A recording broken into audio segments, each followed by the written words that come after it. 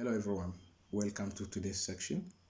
I hope you have enjoyed the new year, and we continue our section um, which is called cyclic groups. So if you remember, last time we have seen about group homomorphism, and finally we ended up our section by defining the cyclic group. So the cyclic group is a group which is generated by a single element. So today we are going to see about the structure of such groups, and which is relatively simple, and we shall also completely characterize all such groups up to isomorphism. So the first property that we are going to see under this section is the following. It says, suppose we are given Z, our H is a subgroup of Z. Then it says every subgroup of Z is cyclic.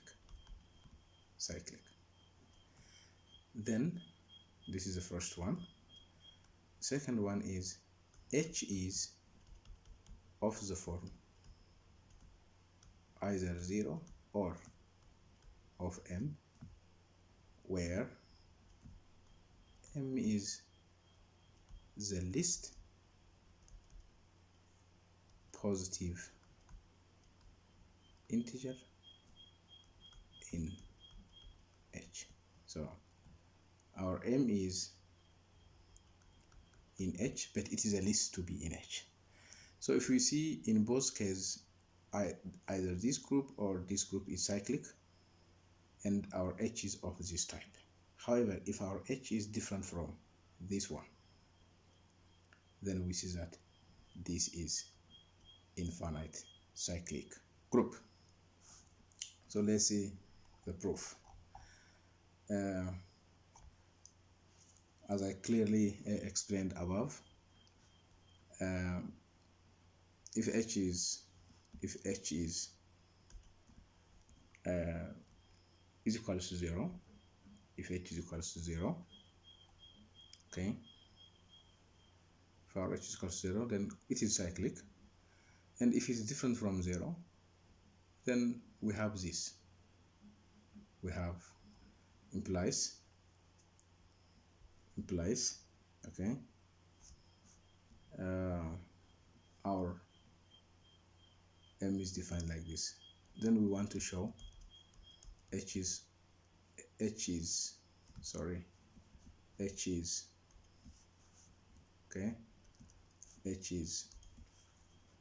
equals to this.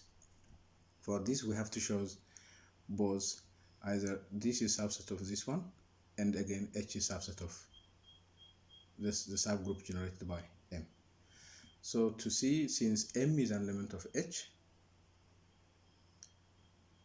and again M is also an element of, you see, one direction is, we know that M is an element of this, and again M is an element of H, which implies M is subset of this. Okay.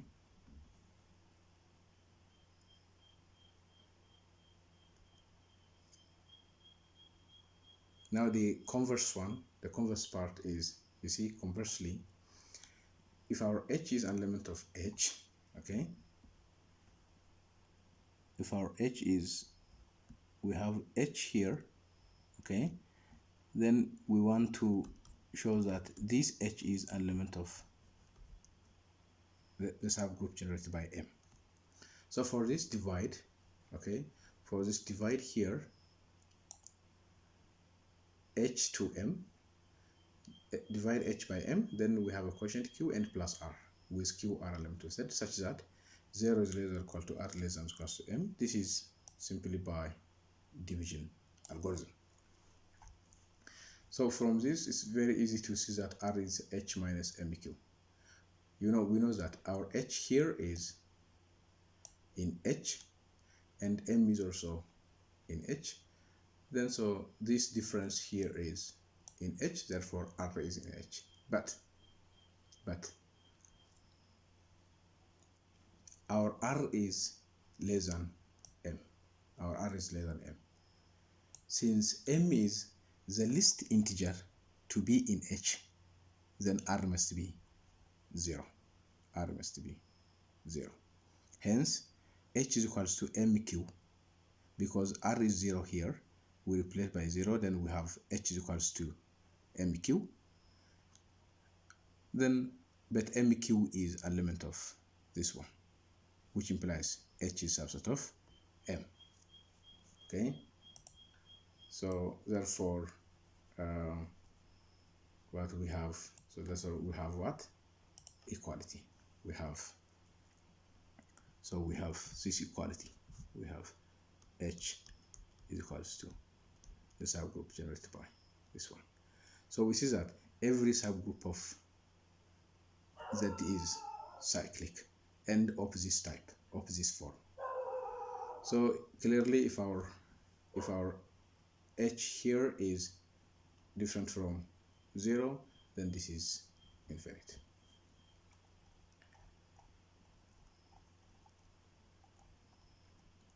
So another property here is every infinite cyclic group is isomorphic to additive group Z, and if it is finite, then and it has an order, and if its order is M, then isomorphic to Zm. Okay, so we have a group G such that order of G is infinity,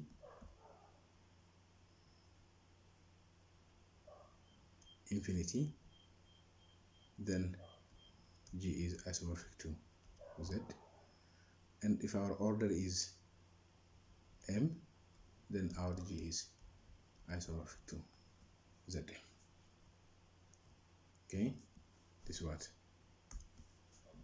we have. Okay,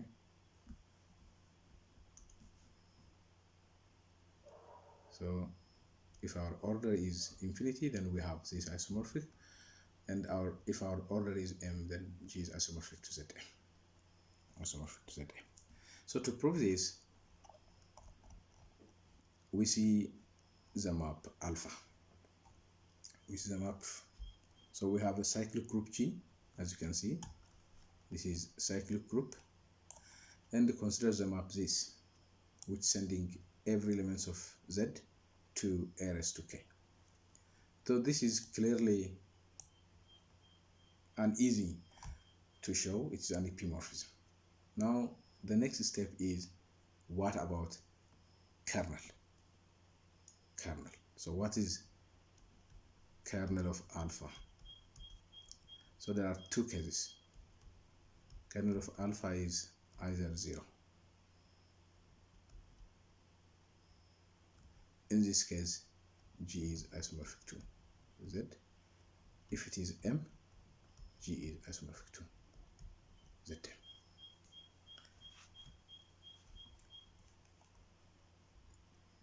Okay, this.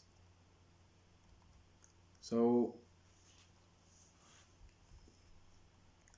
the next step is, now for all Rs in Z, what we have here is, this is alpha of, so this is here,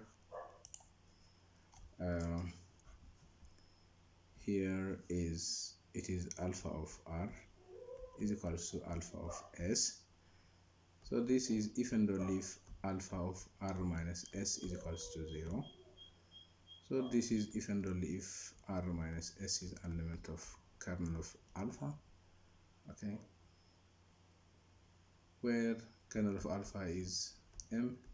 This is if and only if M divides R minus S, if and only if R bar is equals to S bar in Z. So where this k bar is the congruence class of k in Z. So this can be easily followed from number theory course, so you can refer this. Thus, what we have is now we consider this map from Zm to G, sending k bar to AK is a well-defined epimorphism, since if beta of k bar is identity, then by this definition we have a is the power of k is equal to identity. Then this equality holds if and only if k bar is 0 bar in Zm, which implies beta is a monomorphism. Therefore beta is an isomorphism, that is Zm isomorphism.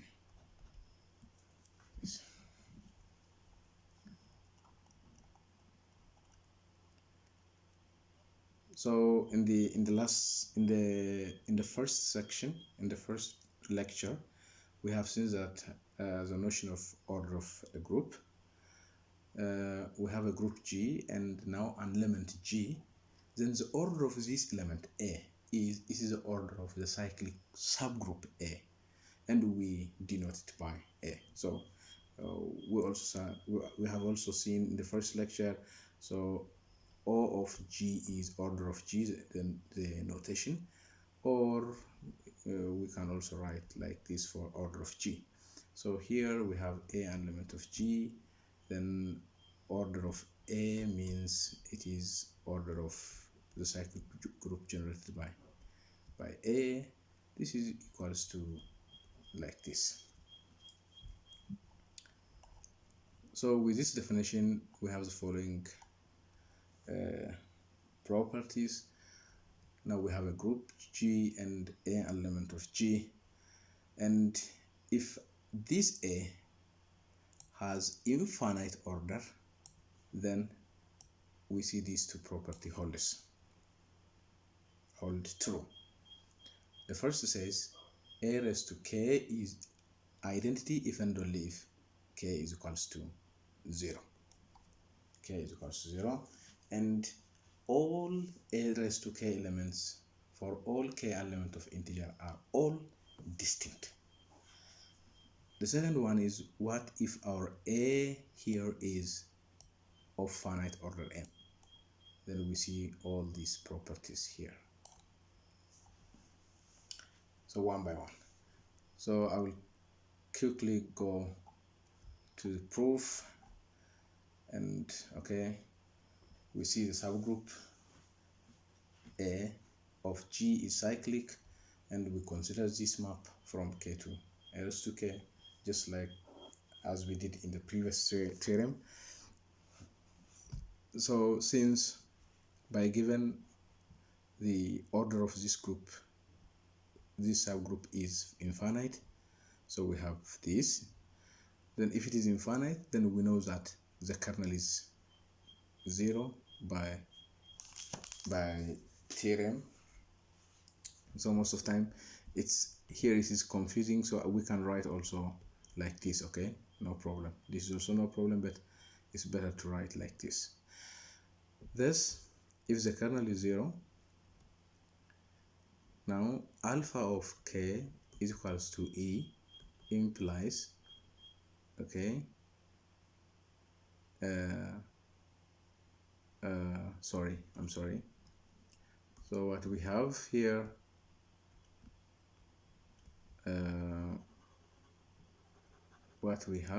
is A raised to K identity implies, that is, alpha of K is equals to identity means implies K is an element of the kernel of alpha, where the kernel of alpha is the only element in this here is 0. This implies K must be 0.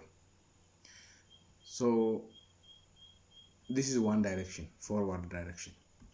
So here, this direction is, what if K is equals to 0? Then it is clear that AK is equals to identity. Now the next property is, it says the next property we want to show a raised to k all distinct for k element of z. To see this, suppose ak is equals to am, that is alpha of k is equals to alpha of m. But this is if and only if k is equals to m, since alpha is monomorphism. Since alpha is monomorphism. Thus, the equality holds if and only if the exponents are equal. Therefore, a raised to k all distinct for k element of z. Okay. Okay. We have this.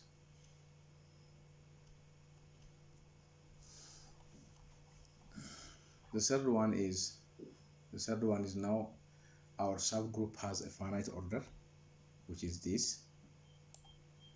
Then in this case, we know that from previous theorem, our kernel of alpha is this one, where this m is a least positive integer such that a raised to m is identity by theorem 34.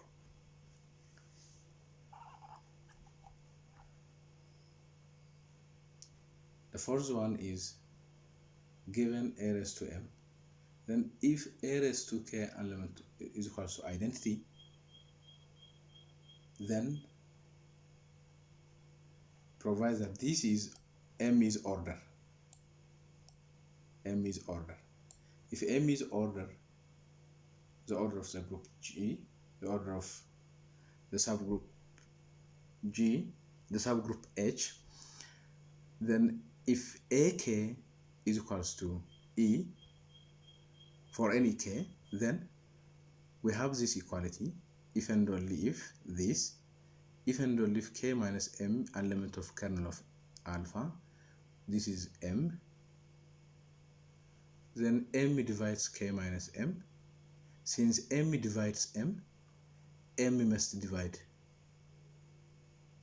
k. M must divide k. Why? Because it divides the difference. It divides the difference.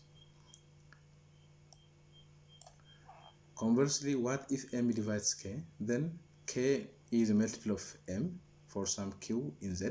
Then a raised to k is a raised to mq. This is written as like this, but this inside guy here is e, identity with any power is again identity. So in this way you can continue, okay, follow the lecture, follow the slides, and you can easily see the other properties also holds. So as we have seen, a raised to k elements are distinct, and these distinct elements for finite order, because when the cycle group this A has order m, then we write like this. So we have identity a square am minus 1 am is equals to identity. There are m elements inside here. There are m elements. There are m elements here. Okay.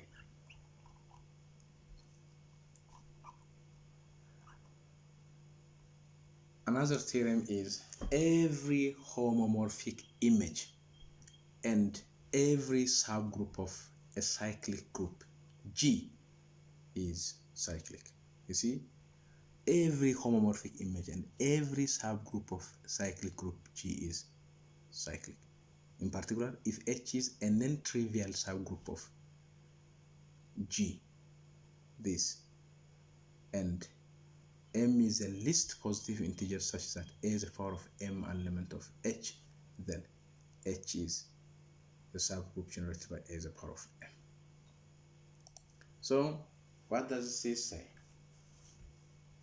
Okay, every subgroup of cyclic group. So we have a cyclic group,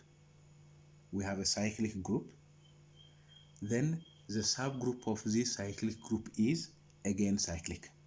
Not only this, we have a homomorphism between two cyclic groups, then the image of this homomorphism under this homomorphism is again cyclic.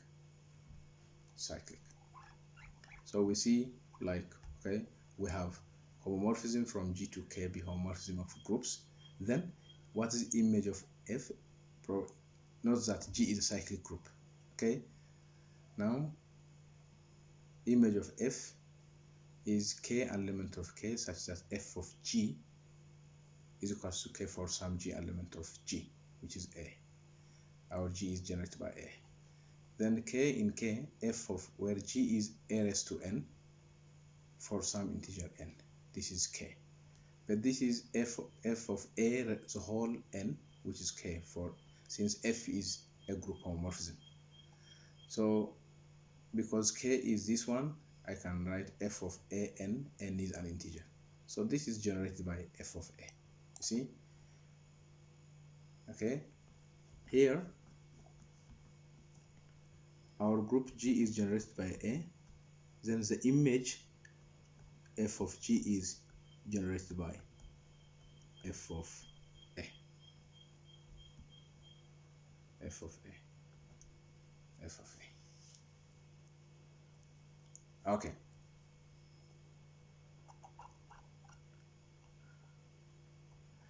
Another one is the same is true in particular here for non-trivial subgroup this, and m is the least positive integer such that this, if the least, okay, the least positive integer a raised to m in h, then h must be this one.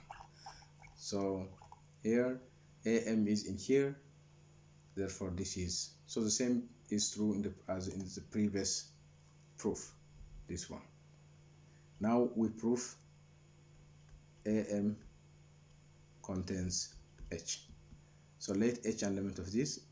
This implies h is also an element of G, and h can be written as like this for some integer n.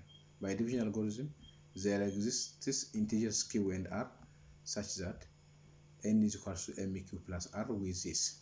Now an is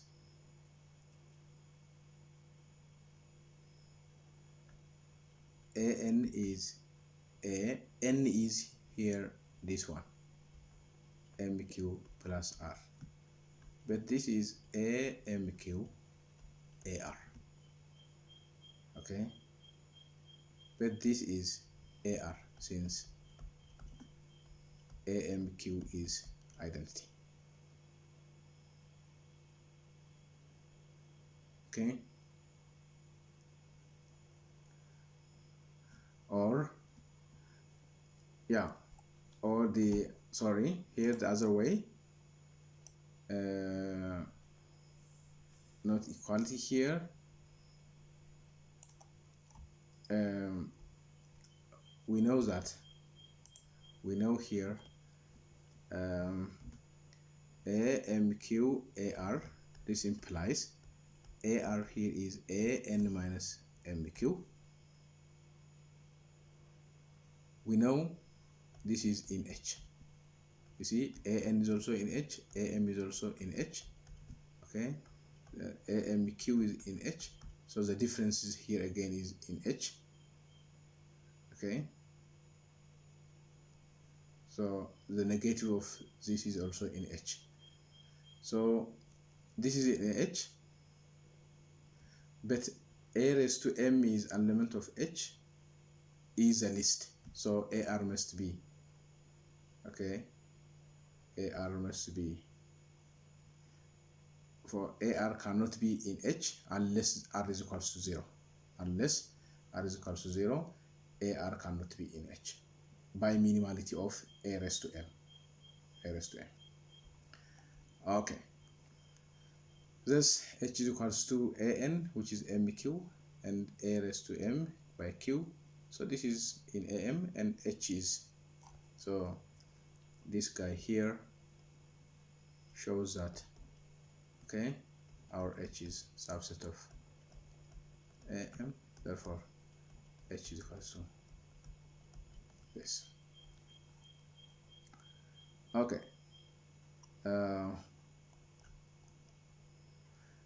so two distinct elements in a group may generate the same cyclic group. Okay, two distinct elements in a group may generate the same cyclic group. So next time we will see, I think this part I can give you example if you want. This part, z is generated by 1, which is equal to -1. Okay, two distinct elements, one is different from -1, but z generates the same element, which is z. Okay, we can take as an example this one. Okay, next time we continue with another section. Until then, see you.